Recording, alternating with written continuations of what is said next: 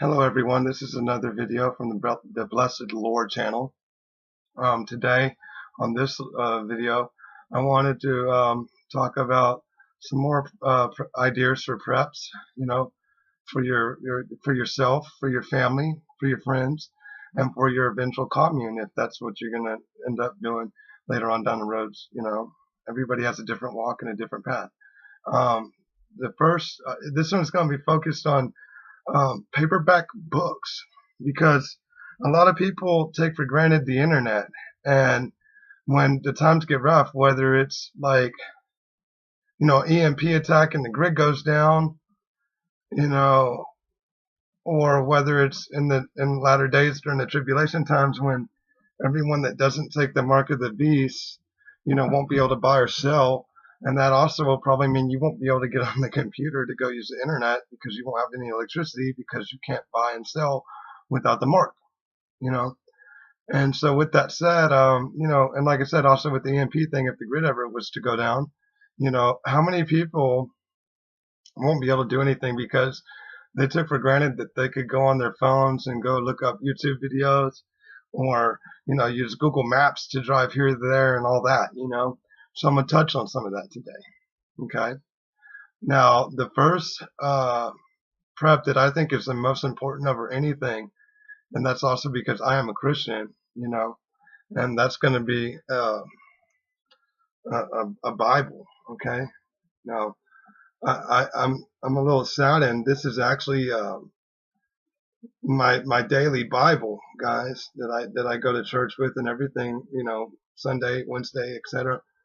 And the last Sunday, I was walking out the church, and it slipped out of my hands, and man, the binding, it ripped right off the binding. So I'm a little sad about that. I'm gonna fix it. I'm gonna figure out how to fix that. I don't know if I can get the binding done, but I'm just thinking I'm gonna get some Gorilla Tape and just go along the sides and right here with it, and make that happen.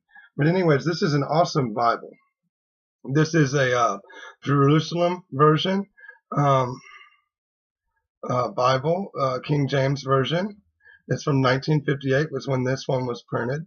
And these are Bibles that, like, when tourists go to like Jerusalem and Israel, they buy these, And I really like this one a lot because if you look at it, it says Jerusalem right there, and on the back it says Bethlehem, But I like it because the back cover and the front cover are literally olive wood, I mean, it's olive wood, and I really like this one. For example, it has like nice, like, actual pictures of stuff in the area in it, and it's not, and even though it's small, okay, you know, I can still read it very clearly, easily. I know my camera doesn't have the best quality. I'll just say that. I know that. But yeah, this is a really cool Bible. And the other thing I really like about this, it's not a normal size Bible, and there's a reason why I've been buying up Bibles like this when I can get them. It's because I can put this in my pocket. All right, and you don't even know it's in there, really. I'm on my way, And the reason why I prefer Bibles like this is because in the latter days, when times get rough, when the mark is in place and everything else, you know, it's going to be hard to get around and do stuff without being exposed for being a Christian, And so, like, when I'm on my journeys and on my way, going to places, going to different communes or doing different things for the will of the Lord, it'll be nice to have something like this that I can put away easy, And also, when there's someone needy, I could pull this out and get to some scripture or give a lesson or whatever it might be needed in those days, So this is something really neat to have, and that's why I said, in my opinion, the Bible is the most important prep in a household, just in general, and also the first book anyone should be purchasing, because there's a lot of life lessons and methods to doing things that are in this as well, beyond just, the will of the Lord, okay?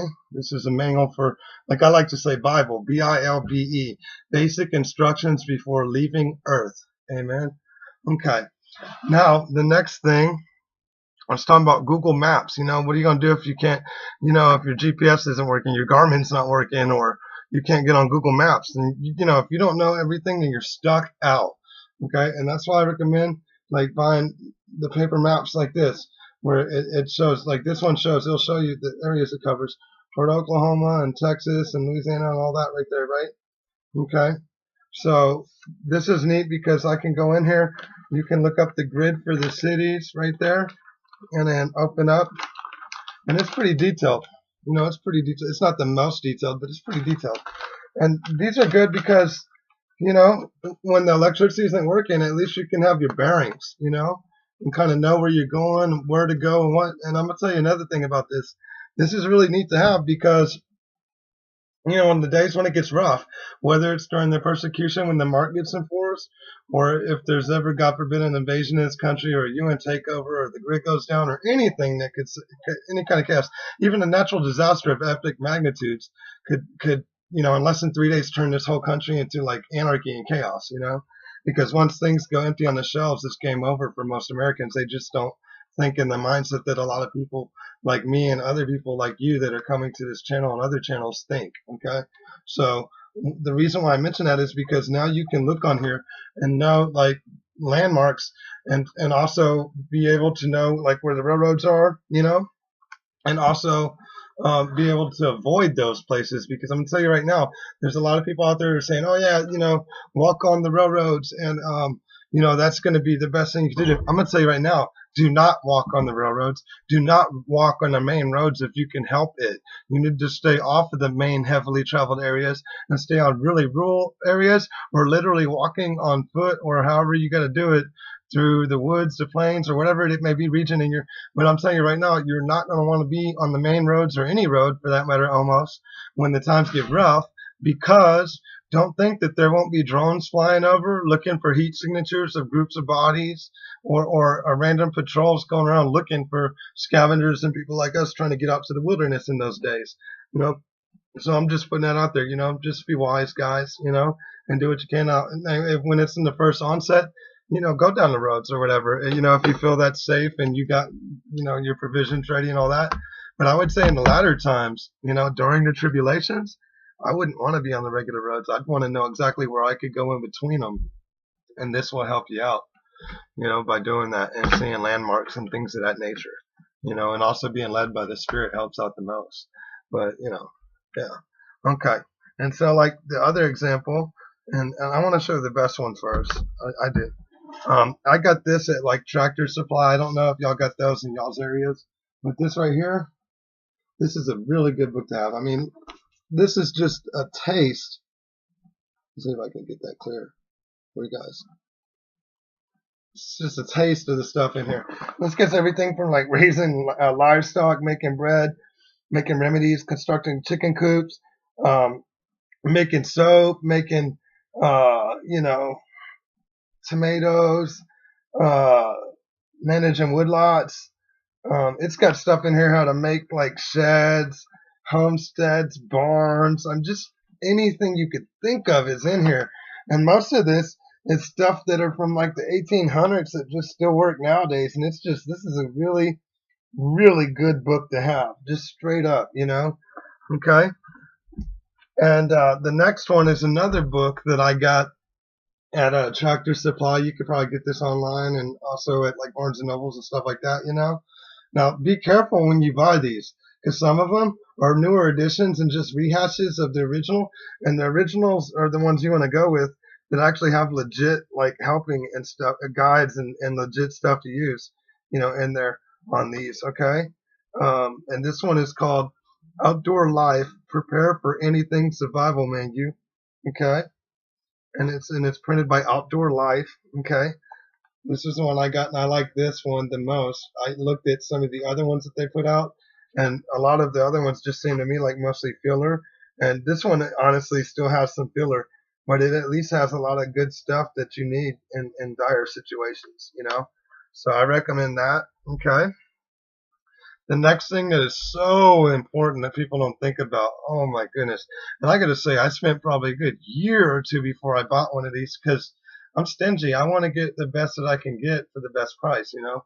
And this is, uh, uh, it's a college professor made this book. It's like all the different plants for Texas and parts of Oklahoma and New Mexico, et cetera, et cetera. And I really like this book because it has the weeds, it has the flowers, it has the fruits, it has the poisonous stuff in it, you know. And what I like about this book is it tells you the scientific name, but also the real names of the stuff in every single page, guys. And this one is color photos, okay? I don't know how many of these books I went through, and only so many pages of it are color, and everything else is in black and white. Now, I don't know about you guys. I don't have a PhD in botany, okay? So I'm not going to be able to tell the difference from this kind of weed and that kind of weed and this kind of plant and this kind of plant when it's in black and white. I'm just, you know, okay, I'd be hesitant to do that because then I might eat something that might give me diarrhea later or put me down for a while or even kill me, God forbid, you know. We don't want that, you know. So I really recommend taking the time to get one that has full color pictures and very good diagrams on everything. This one even tells you like planting seasons, propagation, culture habit, water tables, I mean, just everything in this, you know. And this was an older book. I think this is like a 70s or 80s print, and I got lucky. I found this at a public library. You know, we take our kids to a public library every other weekend or every few weekends and let them rent out a bunch of books that they like to look at and things like this. And we promote reading in this house. And, you know, in a lot of the public libraries, they'll have like a side room or a side place where they've got older books that they're phasing out or just stuff that customers gave that they don't really want to have in their library. And they'll have like clearances. Like I literally bought this for 50 cents, guys, at the library. Okay. Now, books of this nature, I've seen at Barnes and Nobles that aren't even as detailed as this, that don't have every species in the state. I could say that. A lot of them only got less than 20 pages of color pictures and everything else in black and white. And I've seen those books sell for anywhere from $29.95 to $50. Okay. My goodness. I got this for 50 cents. Okay. So do your due diligence research and you can get lucky. Trust me, you can get lucky on this stuff. Okay. One of the other books that I got that's really important to me is because, like I was mentioned earlier, with the map is like if grid goes down or, you know, they enforce a mark and I'm gonna have to live off the land like I'm off the grid straight up, you know. So I'm not gonna have the luxury of a fridge, you know. So another book I bought was this one right here, the complete jerky book, and it goes through like everything, how to uh, process it, prep it, and all this stuff, you know, drying it. And it even got different mixes. Like I think one there says commercial mix, you know, and then it's got other flavors, hot brine, marinade flavor, all, you know, just all different stuff. So that way I could preserve my different meats and everything, you know. And this was a good buy. I can't remember if I got this at Tractor Supply House or if I got this at Barnes and Nobles or somewhere. I can't remember. But it was only $12.95. That's what it was. That's a good buy. Good buy. Um, the next book that I highly recommend, and this is all due. Okay, this first let me say before I show this next book. Most people either already have a bug out location or have a bug out area in mind that they want to go to in the wilderness and such. Okay, I've mentioned before that I live in Cleveland, Texas. It's very marshy, low-lying land out here. I live very close to the East San Jacinto Fork River, so there's a lot of overflow from that from the other rivers and lakes up north of us in Texas when we get heavy down torrential pouring and things of that nature. And I'll also say that where I'm at is in between 110 to 120 feet above sea level, if I can even believe that. And I say in between because different maps and different agencies have different ratios of the height above sea level for this region. And the only way you're going to know exactly is like if you had a GPS ping on your exact property, you know. And even that's can be iffy because some people's elevation changes throughout their property, depending on how big your property is. So what I'm saying with that is, I know because we're in low-lying areas, I know how much it floods out here easily, and we're in the 100-year floodplain out here. And I also know like eventually there will be like tsunamis or something that's going to affect a lot of the world, and especially the U.S. and other places. And there's been foretellings of things as high as 333 feet to 600 feet. It just depends. What if an asteroid hit off the Gulf or in the East Coast, or that would create a huge tsunami event that would just drown out a lot of areas, including myself. If I was still here, then my family would drown and we'd die. You know, what if the New Madrid fault line gives and the Great Lakes feed into the Mississippi and flood over, and then just a rush of that will flood out a lot of this area also. Okay, and you can see that if you look up future map or U.S. Navy future map of the U.S.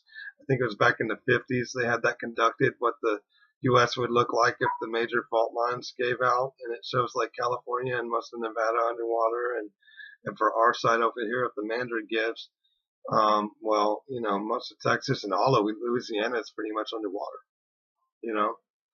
So that's something to think about. And so what I'm getting into is have your bug out spot planned and appropriate for what you think is going to be needed for it. For me, I want to be at least 600 feet elevation above sea level, and I want to be near mountainous terrain, you know, because also if there's ever, God forbid, nuke strikes in this country, then fallout will be a terrible deal to deal with.